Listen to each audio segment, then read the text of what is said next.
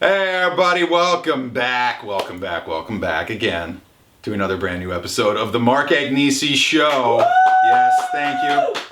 Tonight, my dear friend Nick Perri stops by to chat, but first, so much stuff has happened since the last time we filmed.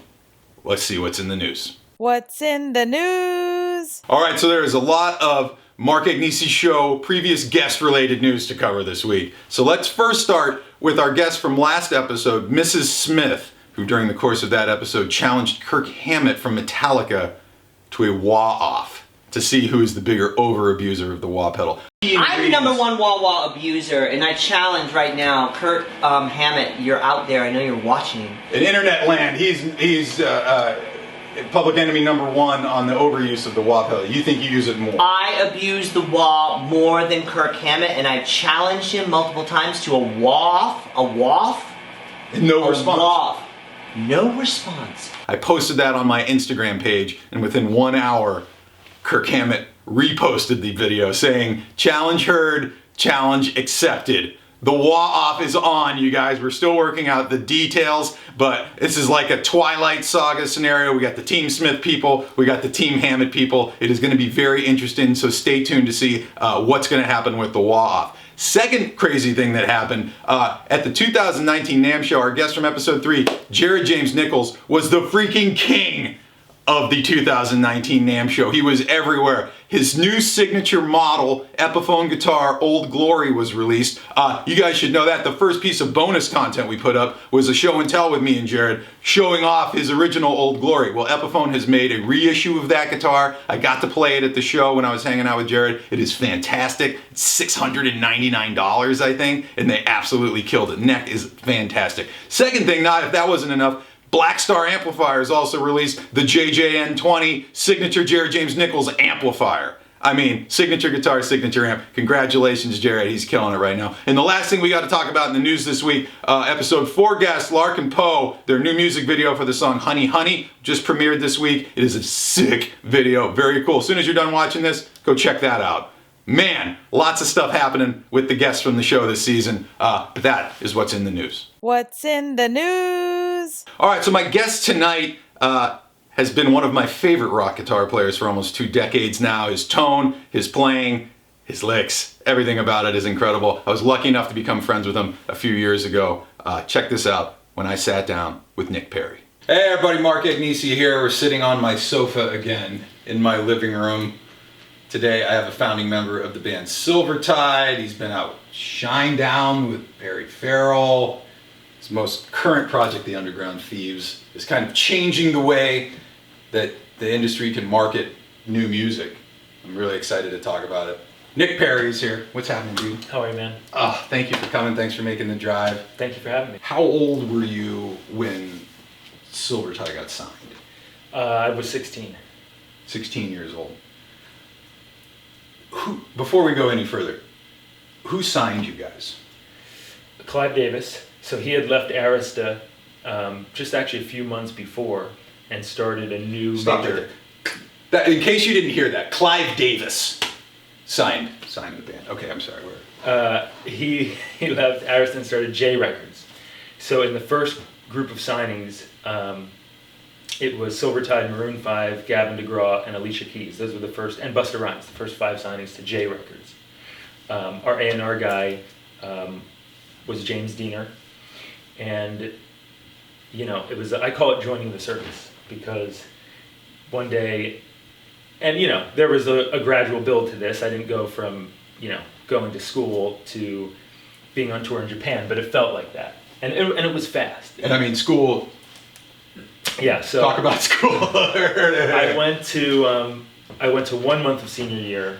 So maybe I was actually, because we did a long courting process. There was a bidding war and a whole thing, and maybe by the time we actually inked the deal, I was 17, because I was 1 month into my senior year. Got a residency the first Off night. of an open mic thing. So that started the build. And the first night of the residency, there was, 2 or 3 people at the bar getting drunk, and they weren't there to see us. But it slowly started to build, and we had one lucky break. I'll never forget it. I was cutting grass, my grandmother's backyard, on a riding mower. It was like 2 acres of field. in Bensalem, Pennsylvania, which is just right outside Philly. And my manager calls and says, "Hey, how quickly can you get to the Tweeter Center?" The Tweeter Center is the arena or the... That's the shed. It's actually in Camden, New Jersey, which is right over, but they consider it a Philly venue. And I saw my first rock concert there was Tom Petty. And he goes, "How quickly can you get down here?" And I was like, "Oh, I don't know. 45 minutes." I've still got the backyard I gotta get done here. Because long story short, he said, "You're opening for Aerosmith tonight." So I just turned off the riding mower, said, "Sorry, Mom, have to finish it tomorrow," and drove down. And that was a big moment because later that night, that was a Thursday night, we told people from the stage we're playing, in 2 hours at the Abilene on South Street, and that night you couldn't get in. The whole place came over. So we continued doing that. Then we started playing 3 nights a week and 5 nights a week. And I'm still in school. I'm a junior in high school. And it was just a crazy time. It was a crazy time. And next thing you know, we're flying all around and kind of being wined and dined and met with a bunch of labels. And there was a lot of interest. But Clive, he signed Johnny Winter, which was and still is. Clive Davis signed, go through your catalog and go, "Oh, I like that guy." Yeah, Clive Davis probably. Yeah. Was one of the 3 or 4 guys in the industry, either Ahmet Ergen or Clive, signed all your favorite bands. Yep, it all happened very fast. And then we're out in LA making a record and, on tour in Japan and on tour all over the world with all our heroes. And it was just a crazy, wild ride. And I probably spent most of my 20s, post-digesting that, coming down from that, and figuring out how to be an adult and how to be a real person, because you're living in a bubble. You're in a tour bus, you're traveling the world, you don't really have any responsibilities. There's no parental supervision. Yeah, it's it was a free-for-all. It was a circus, in the best way, and we got away with shit that you would never believe, and I would never recommend to people to try. But that was part of it. We toured that. We started touring in 2003, all of 2003, all of 2004, which is when the record came out, all of 2005. And let's talk about that, because you guys were out with the who's who of major arena rock heroes. And again, you were how old at this point? 17 and 18 years old through these tours, right? Probably through most of the tours, probably 20. 20. Oh, by this time, because I turned 21.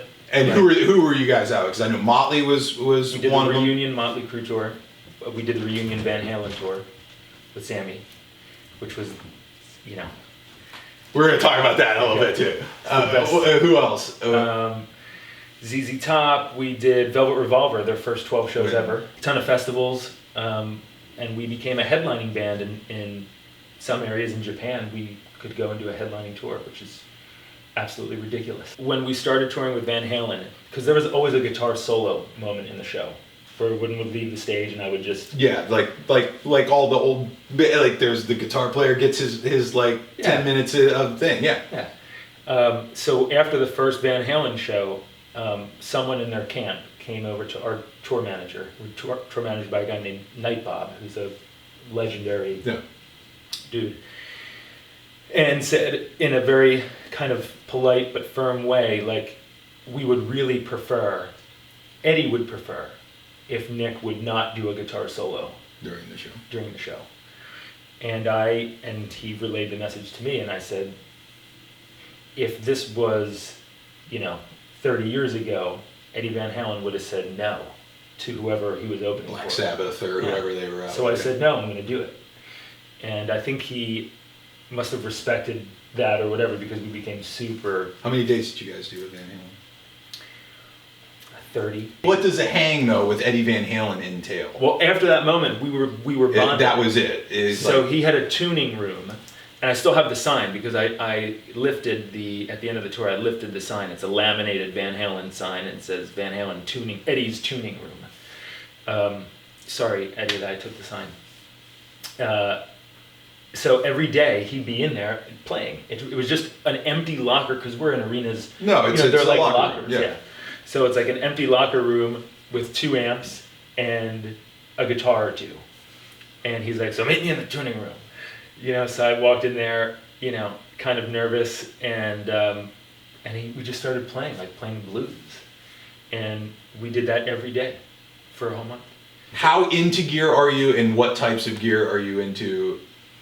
On a scale of 1 to 10, I would say it's probably 30. Yeah, I'm obsessed. Yeah. Pots, capacitors. I build my own cables. Every piece of gear that I own, I modify in some way. I'm obsessed with it. I go to bed at night and I'm thinking about, okay, you know, what if I swapped the order of my Univibe and my Klon? Would that somehow, you know, get me a different sound? Of course it will. And I've done it 10 times and not sure which way you like it better, but you know, it definitely does change. Yeah, no, I'm as obsessed as can be. As obsessed as can be. When you move out of like, here we're doing this club gig thing, and now all of a sudden you're thrown into like full on fucking arena rock shows, did you have to like, again, there was budgets and shit, did they just give you a bunch of like go buy some Marshalls or shit? Like, I mean, well, how does the gear, as a kid who basically you have your fucking 2 guitars that you've gotten since, and you have whatever amp you've been using out, how do you, like, sure, now we're playing in a fucking arena with Van Halen, like, how does that, the gear thing change that quick? And like, well, when we signed the deal, every member of the band made significant money. This was back when things called advances existed. we're just going to give you a bunch of money to be an artist. Yeah. Doesn't happen anymore, but at a time and place that did. Like, here, this should let you live for a few years. So my mom and dad were shocked at sort of this situation and just said, please don't blow this money. Please don't blow this money. So I invested it in gear. Okay, I bought 15 guitars the first week. And okay, so this is what I want to hear, because this is the exact same fucking thing that I would do. Like, hey, you're gonna go on tour for like, I don't know, the next 2 or 3 years, and here's a big check. I don't know, do what you want. It's like, I'm getting this, I'm getting this, Did you have like the laundry list of shit that just, it was already in your head? I'm just like, check that one off, check that one off. My style now, like I'm a hybrid picker now. I couldn't do that back then. Like, I don't know. When you say hybrid picking, what are you're talking about? Combination of using it's a combination your fingers and a flat pick. Yeah.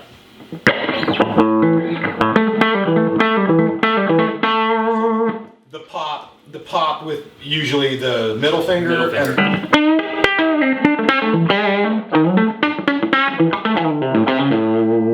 And what do you think it was that brought? Where the fuck did that come from? Johnny Winter.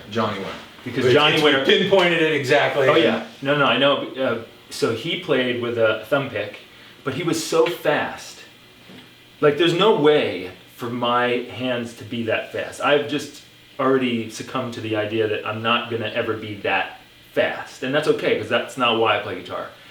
But when I was trying to learn some of that stuff, it was impossible for me to do it with a flat pick. It just wouldn't happen. So I had to teach myself how to do that, so I could do, like, he would do these and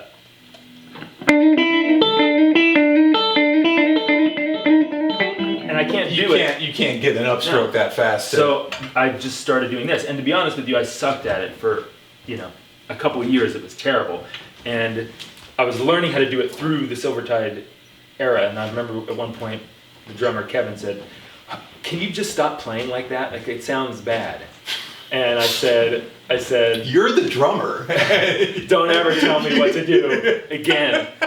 Know your role, man." So, but I didn't stop, and now it's become such a, like, I don't ever think about it. It's a complete second nature now. It's the way I play. We got to talk about your new project, the Underground Thieves. I really, really like how you guys are marketing the music from this band. So the idea I don't even want to call it an album, because it's not an album yet. It's not an album yet. So the idea was, we announced the band, and we did so in January. Here we are, the Underground Thieves, and here's our first song. So we're not asking you to follow along because of the photo or because it looks cool or the idea of it is cool. It's like, here's the music. Here's a song to check out. Judge it by the music. Don't look at the photo. I mean, you can look at the photo if you want, but like judge it on the merit of the song. Do you like the song? Do you like the playing? Does it move you? Is there something emotionally about it that grabs you? If so, great. Come be our fan. Come along for the ride. But if you don't dig it, no problem. You know what I mean? Like, but here it is. You don't have to wait for it and wonder what it's going to be. Like, here is what it is.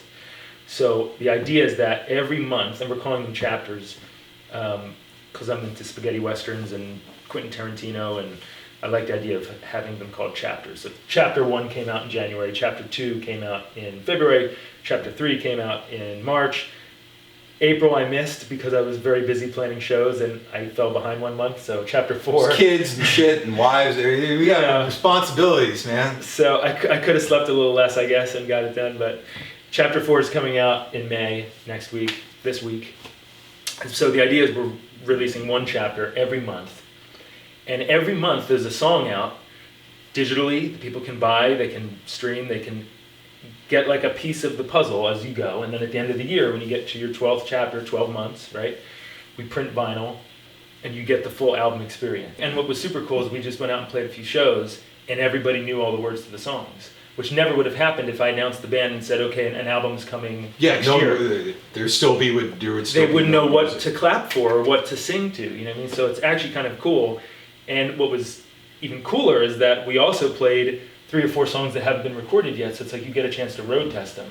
And luckily they were pretty spot on, but there's a couple notes I made like, okay, we're going to change this because it just felt better live when we made this change. So it's a cool way that you can, you know, road test your stuff. Guys, check it out. I mean, if you're like rock and roll guitar playing like me, he's one of the best of our generation. I really do mean that seriously. I want everybody to find you guys. Thanks for coming by, man. Thank you for having Nick me. Perri, check it out.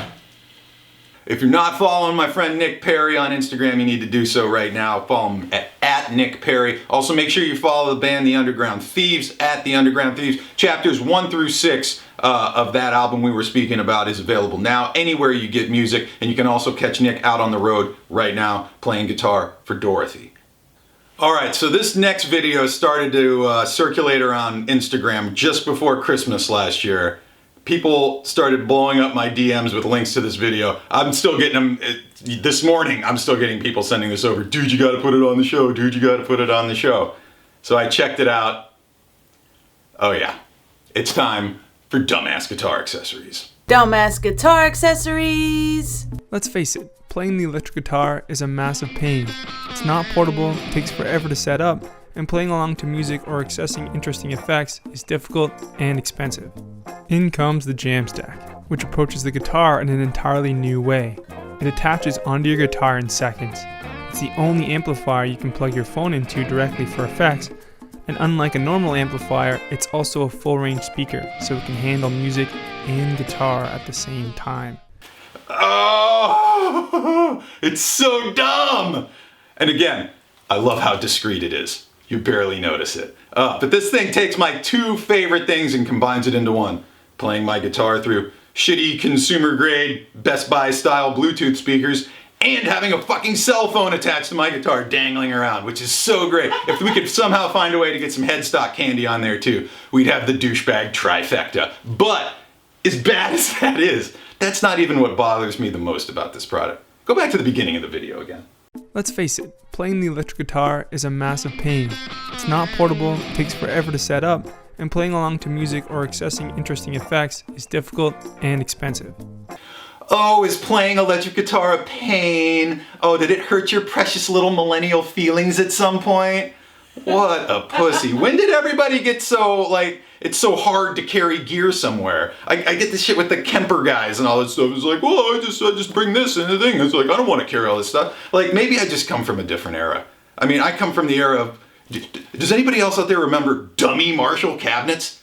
Marshall cabinets that didn't have anything in them that you brought to the gig anyway to make it look like you had more Marshall cabinets? Like, because you were trying to put on a show? Because you were trying to entertain a crowd or create the illusion that maybe something cool was happening? Everybody just wants to have a rolling cart to walk down the street with their gig bag and in their in-ears so they don't hurt their precious ears with the stage. It's like, when did everyone become such pussies? This is why guitar is dead. No one wants to bring the spectacle. There used to be spectacle, and everyone wants to leave the spectacle at home, and they want to show up with a gig bag and a Kemper, all right? Or this fucking thing. Seriously, don't be buying this product. If you did buy this product, don't take it out of the house. Don't use it in public. Please don't let me catch you using it in public. Guys, we got to get back to making guitar great again. And that means we might have to plug into real amplifiers, which means you might actually have to load it into the back of your car and take it with you. If it's that big of a pain, maybe you shouldn't be playing. There's another installment of Dumb Ass Guitar Accessories. Dumb Ass Guitar Accessories. There it is, another episode of the Mark Agnesi Show in the bag. Thank you guys for stopping by. I want to thank my guest Nick Perri. Make sure you follow him on Instagram at Nick Perri. He does some of the best Les Paul into a dimed Marshall videos you will find on Instagram. I swear you guys are going to love it if you're not following him. Check it out. Also check out his band, The Underground Thieves. Chapters 1 through 6 of the Underground Thieves records are available now on all your streaming services, so go check that out. And now to bring it home, here's Nick and myself in my living room playing one of our favorite band songs, Don't Do It. Check this out, and go Team Smith. You're gonna cry, Hammett!